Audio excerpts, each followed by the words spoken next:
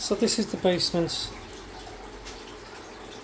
where we've been having some flooding. So just to give you some history, I moved into this property about 18 years ago, and we've never had any flooding, and the flooding only started less than a year ago, very suddenly, and it flooded to about 2 inches deep, and then it used to fall away again.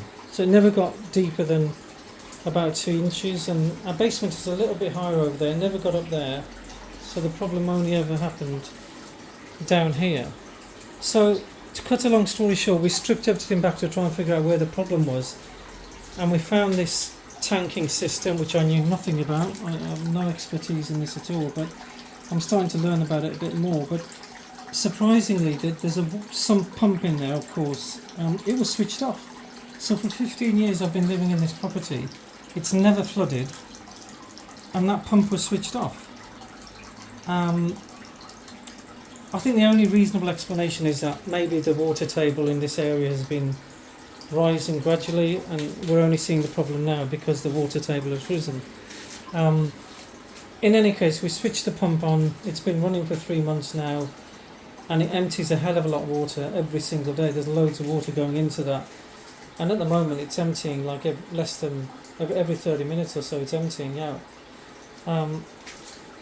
So we found this tanking system, and I also found, when the basement was flooding, that the water was coming out of this area here. Now once the water receded, within a few weeks this basement used to dry out completely. It used to completely dry out, but then it used to flood again.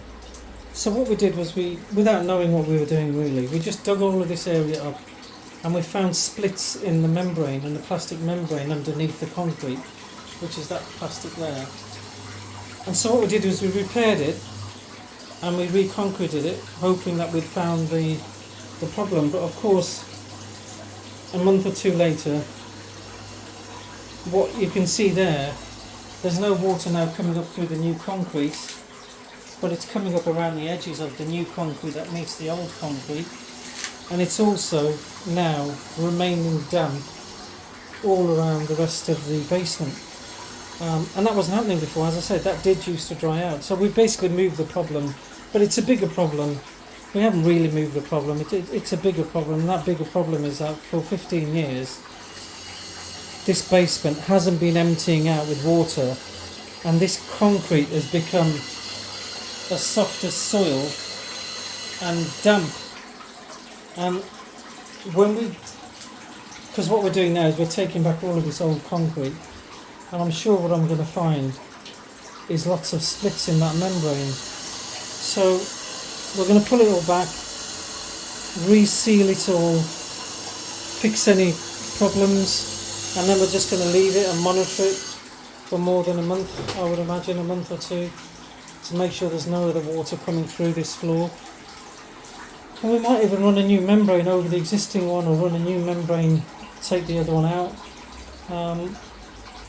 I don't want to have to check I don't remember the name given to the gullies that are created along the walls with the perforated pipes, but I don't want to have to dig down there, because I don't think that's a problem, but it may be. If there's a problem there, if there's water backing up there, I would expect the water to be coming through this membrane. So once we strip back all of this concrete to the membrane, if there's a backup or a blockage there, I'd expect that water to appear here on this membrane, as I say. But we're going to monitor it, and then I'll make a decision later. So the next thing to do is just to take up this whole concrete and then do some repairs, and then monitor it for more than several weeks. Probably a couple of months I'll want to monitor it, to be honest, before we decide to do the next step.